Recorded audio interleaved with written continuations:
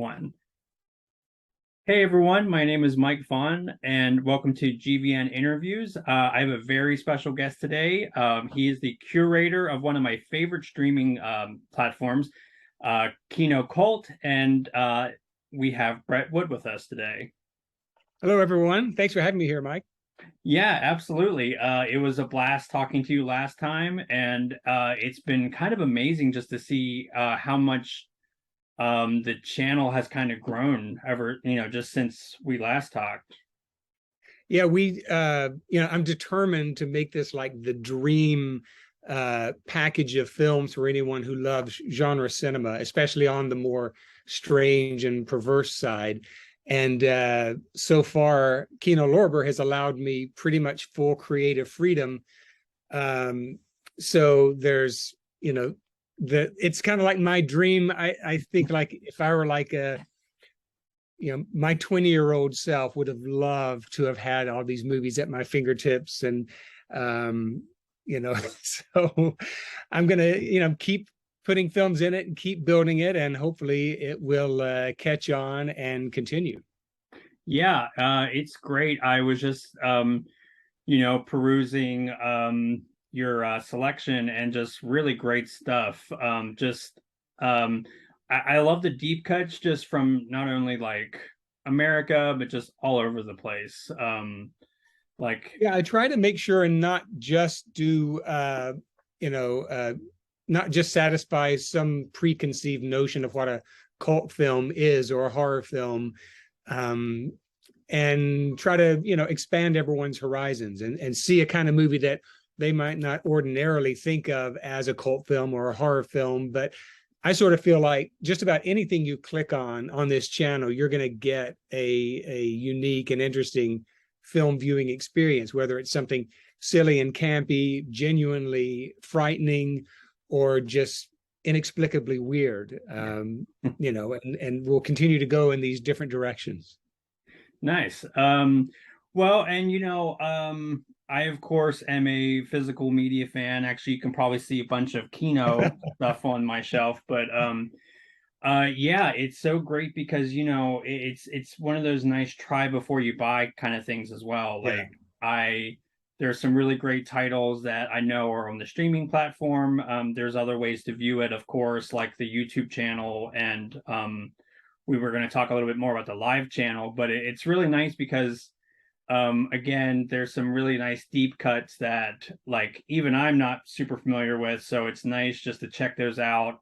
And then I'm like a nut, I'll like watch something and then I'll go out and buy it.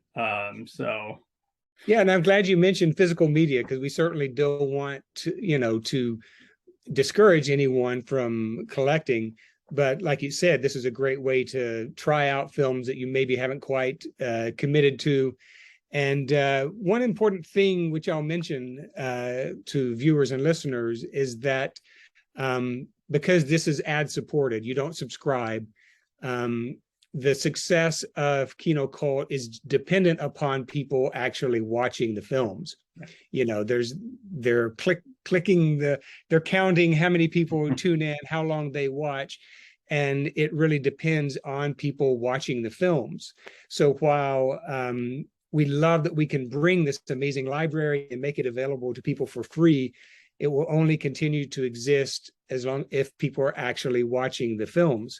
So I encourage everyone to, when you're there browsing to see what's there, put something on, whether it's a specific movie you're looking for, something you've never heard of, or you just tap into whatever's playing on the live channel, because playing the films helps the success of the channel. So I can't underestimate how important it is to watch the films. And plus, that's the whole point of this, right? Yeah. Is to get people to watch these films. I love these films, and I'm kind of a missionary for the scripture of Kino Cult.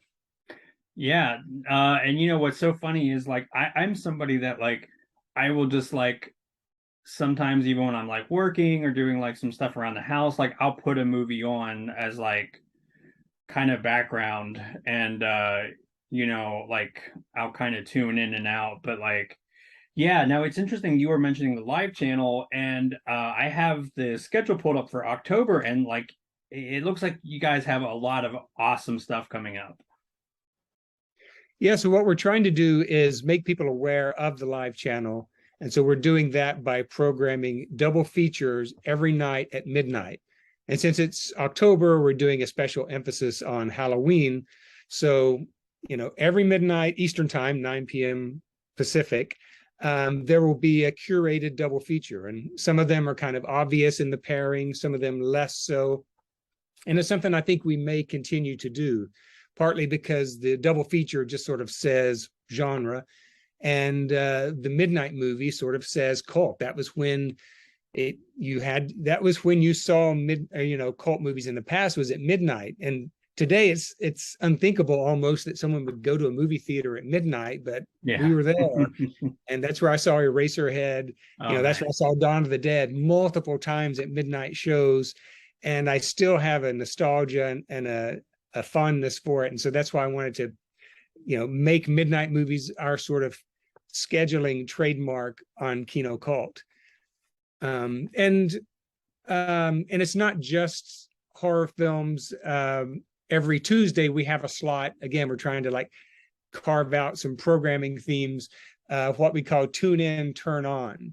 And so these are films that either have sort of a hallucinogenic quality or are about drug use, something like Reefer Madness and Marijuana, Weed with Roots in Hell, or just like so weird and visually stylish that someone who might like to enjoy something a little trippy will know that Tuesdays at midnight is a good time to get on Kino Cult. And one thing I will say is that you don't have to wait till midnight. That's our hook. But because everything that's on the live channel is also available on demand, at any time you could pull up any of these films and watch it at your leisure. It's just midnight will be the time when people are invited to gather, when we will convene the cult and enjoy something at the same time. nice. Yeah, like they used to call those like head movies, right? Am I Yeah, yeah. yeah. All right. And again, it's sort of like the midnight movie. That's something that maybe people have forgotten about, that there was that was its own sort of subculture of like this underground films that are appropriate for drug use or for when someone's feeling introspective, if you want to, keep it within the bounds of legality here. Yeah, and I'm looking at this lineup, and I think maybe my favorite double feature so far is um Bunny the Killer Thing and Killbillies. Like I've never seen those, but I'm like you had me hooked. I'm there. These are from the Artsploitation library, and we have a whole tray of Artsploitation films. We try to organize it so you're not just having to sift through hundreds of films. And these are contemporary, international, shock-heavy films, and both of those deliver on the promise of the title. Yeah, and there's some really like I'm seeing like you have a Pete Walker double feature. I think he's one of my favorite British directors. He's like sorely underrated. And like in keeping with the Kino Cult philosophy, we aren't just showing the Pete Walker horror films. We're including the Pete Walker nudie cutie films, and just recently we added two of Pete Walker's British crime pictures, which we had released once as a double feature on Blu-ray, but I don't think people knew the films well enough, and so they kind of went under a lot of people's radar. So what better opportunity than Kino Cult to sort of resurrect something that people missed, maybe didn't notice. And so we have The Big Switch and Moon, which is the alternate title of a film called Man of Violence. So again, they're not like spectacular things that people have been asking for, but at the same time, if like you, for example, have a taste for Pete Walker and you're ready to delve into his other attempts, and it also kind of helps tell the story of his career, how he went from nudie movies, then took a shot at like the British crime picture, and ultimately settled on horror, which I think ended up being his forte. Nice. Yeah, and again, it looks really well like curated. I think there's actually like an art to planning a good double or triple feature. And yeah, these all look really awesome. I'm seeing like Beware the Blob, which I know y'all just did like a watch along, which was really fun. And And I think, huh? it's paired with a movie called Cub, which I don't know if you know. And that this is one where it's not immediately apparent what the connection is, because Cub is one of these artsploitation films, pretty, ultra violent contemporary foreign film. But it's about basically Cub Scouts, but they can't say Cub Scouts because you can't use the name Cub Scouts. Right. And Beware the Blob has a long subplot featuring Cub Scouts. So maybe it's just something as tangential as that. Horror movies featuring Cub Scouts, or maybe it'll be films by a particular director. And one thing I'm very excited about for the October lineup is we're really starting to delve deeper into the libraries of some of our friendly, we're not exactly partner labels, but I'm sure your viewers know Vinegar Syndrome, Severin, Synapse, Draft House, AGFA, American Genre Film Archive. They have been gracious enough to allow us to put a lot of their films in Kino Cult. And we've just like begun to put the dipper into the barrel of great cult stuff there. And there's going to be a lot more of those films coming in the future, which really gives us a lot of films that Kino Lorber does not already have access to. So a lot of people outside of Kino are excited about what this might grow into. And again, if we can find the people to support the channel, then it will continue to grow, and this library will continue to expand. Nice. Now I know, like just with the October list, I know these are all your favorites since you've like curated them, but I was wondering if you had like a few that were like your absolute like top favorite, like if you had to pick a few out of this lineup. I like it when I discover something and get blown away by it. I mean, I didn't discover it. Someone else discovered it, but it was new to me. And there's a film called Il Demonio, which is an Italian film from the 60s that Severin released as part of their folk horror collection. Oh. And it's a movie about a woman who is spurned by her lover and basically casts a spell on him out of anger because he rejected her. And in this village, she becomes perceived as a witch. And it is this grueling movie in which this woman just endures all sorts of abuse and being shunned by not only her former lover, but everyone in the town. And it's sort of a picture of her mental unraveling as everything comes apart around her. It's a genuinely disturbing and emotionally devastating film. To me, it reminds me a lot of like Roman Polanski's Repulsion, a little bit of something like, also his Rosemary's Baby, again, because it's inside the mind of a woman who is, in this case, is an outcast and is considered a witch. Is she a witch? Well, that's, she casts a spell on the guy. Again, it's exciting to see a movie like that one doesn't immediately think of as horror, but once you see it, you're like, oh yeah, putting it right in there. But I want more people to see this film, and that's the thing with all this. I want more people to see lots of these films. Yeah, that's awesome. And it's actually funny when you were describing that, I was thinking it reminded me a lot of Don't Torture a Duckling, where you had the oh gosh, I can't think of her name. She's such a great actor though. But yeah, like she is accused of witchcraft and gets well, I won't spoil it for anybody, but she meets a very horrible demise. But it's a Fulci movie, so what do you want?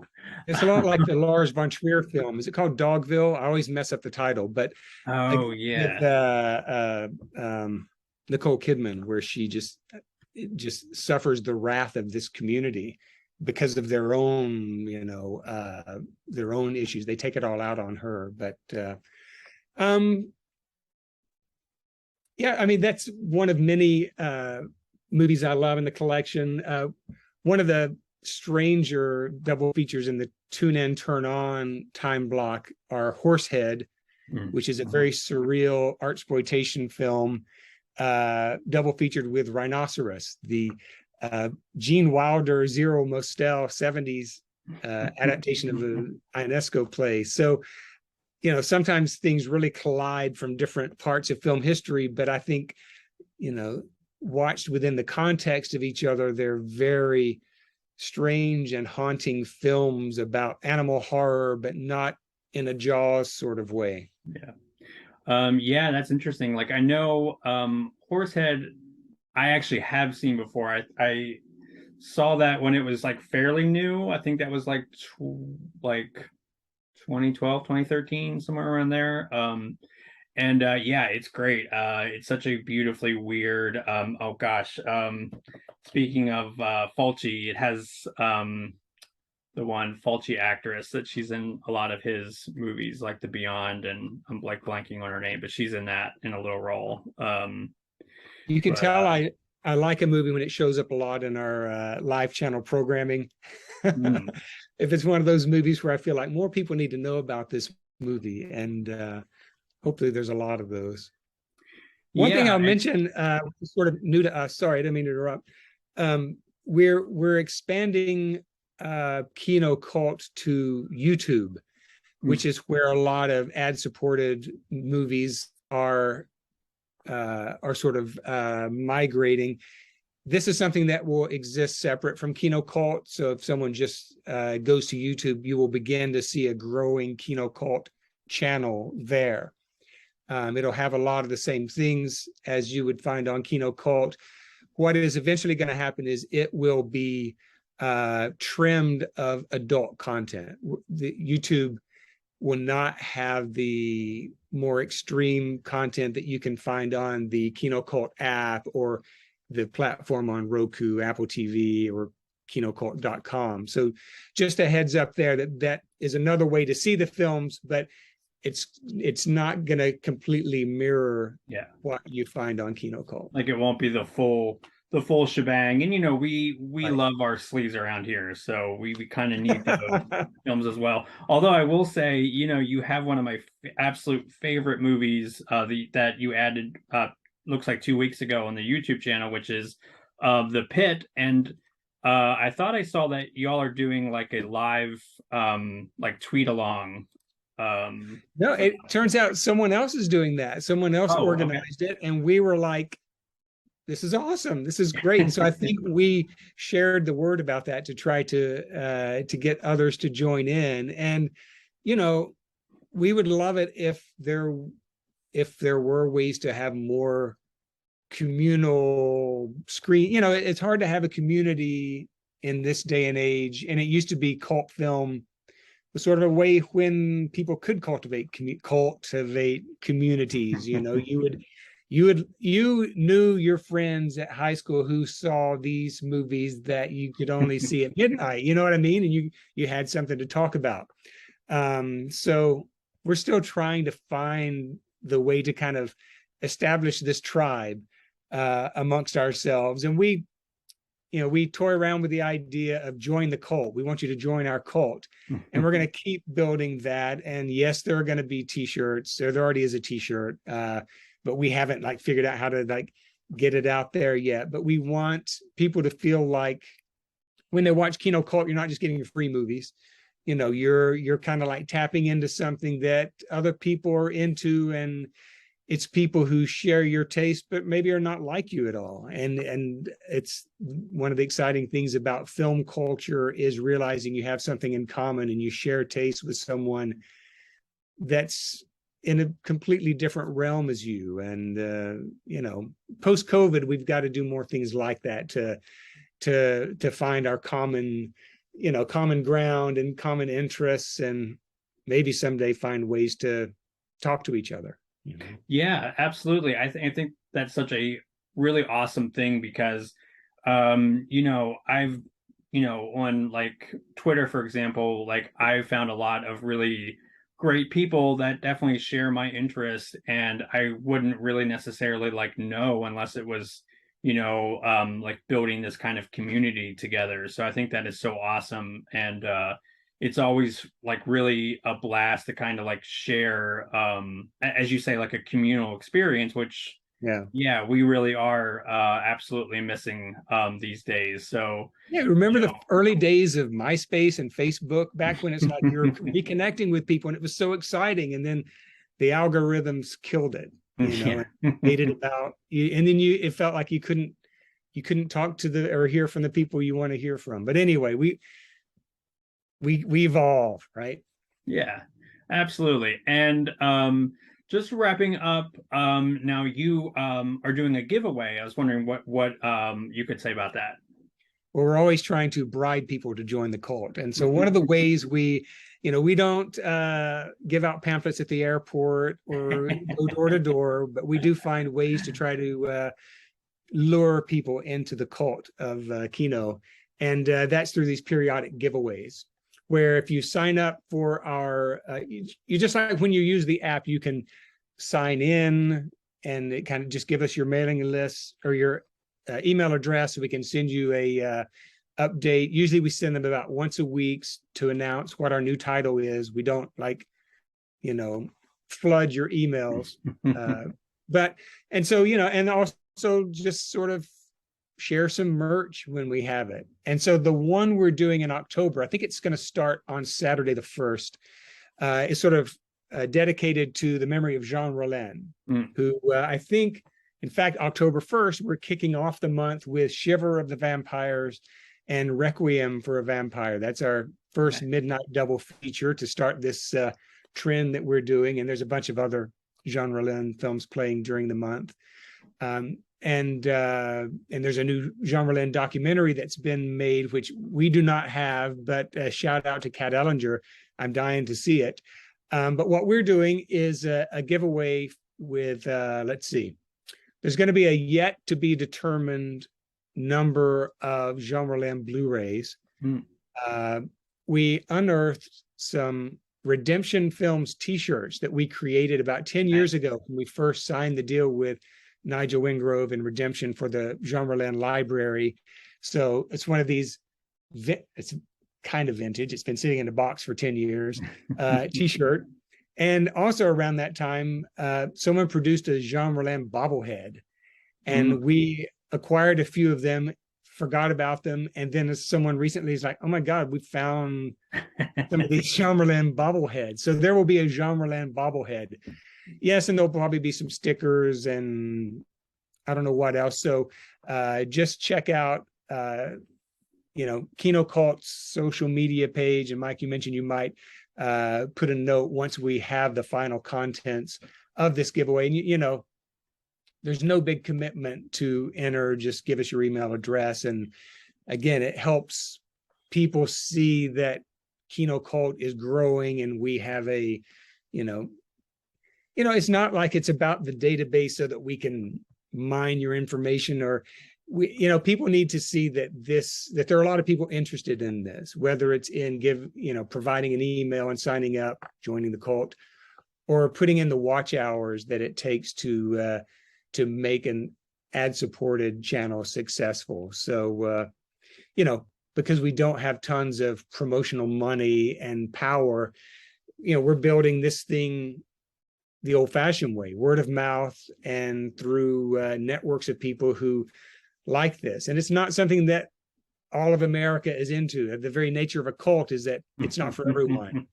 But we think that for people who have this taste or have adjacent tastes, there's a lot here to explore, I think. Yeah, absolutely. And you know, all that information I will be sure to link in the description so y'all can check that out. Again, I think it's one of my most favorite streaming platforms. And you know, if you you know, I will link to the not only the website, but like the YouTube channel. And like I know Kino is having a Shocktober sale. I'll link to that as well if you want to, like we were talking about, try before you buy kind of thing. So yeah, that all sounds really amazing. And again, everybody should check it out because I think it's really fantastic. Well, before we start tying this up with a bow, I just want to say that I really appreciate all that you do, Mike, as far as promoting and building sort of cult film and packaged media awareness, and you know, Geek Vibes Nation has become someone that we like to share, you know, information through, and so we love what you're doing, and look forward to discovering non-Kino things that you bring to everyone's attention. Yeah, no, I really appreciate that, and we in return appreciate what you all are doing. Like, I love the channel. I love the physical media that you all put out. It's just across the board awesome. Well, virtual group hug. Get everyone Yeah. But you know, these are exciting times, and it's amazing that we're able to do this, that this ad-supported thing kind of exploded, and someone said, hey, why don't we get involved in that? So let's enjoy it while we can. It may not last forever, but it's pretty awesome thing to enjoy right now.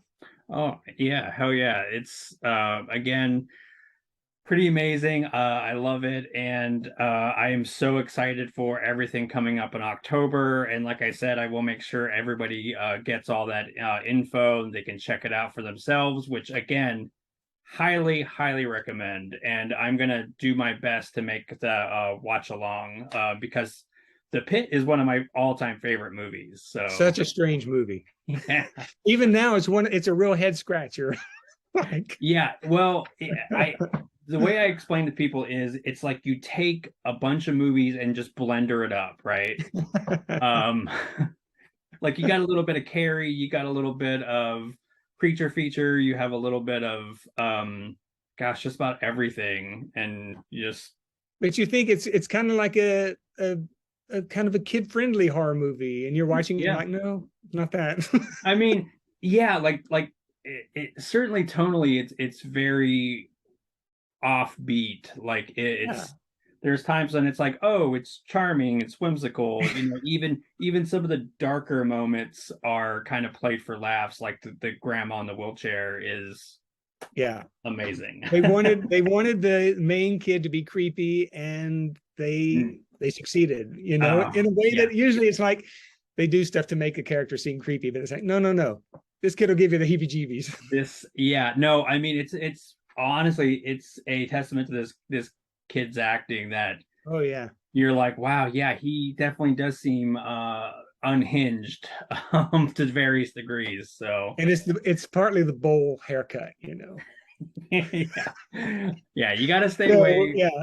I give my chef's kiss to whoever did the hair and makeup to say, like, yeah, this kid's getting the bowl haircut. That's good. Absolutely. And I didn't put, wait a minute, I don't think it's not one of our October midnight movies. Uh-oh. All right. Well, you know, I need to give The Pit a little love. Oh yeah. In the near future. But yeah, like I love that somebody decided to kind of do a little impromptu watch along, and that's really awesome. I'll put that info in the description as well. And again, gosh, thank you so much. This is always such a fun time talking to you, and like honestly, I could probably talk movies with you all day, but I'm gonna go do some more stuff to try to give us an excuse to have something to talk about in another month or so. Hell yeah, that sounds great. All right, well, hey, you have a great rest of your day. Thanks so much. Appreciate the opportunity. All right, thanks. See ya.